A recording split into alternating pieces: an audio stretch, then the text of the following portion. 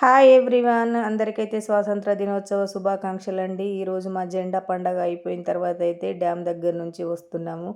మా డ్యామ్ అయితే చూడండి ఎలా కలకలలాడుతుందో. నేనైతే ఒకసారి ఫుల్ వీడియో తీసి అయితే అప్లోడ్ చేస్తాను. ఇప్పుడు టైం లేకుండే ఇంకా చాలా బాగుంది కదా ఫ్రెండ్స్.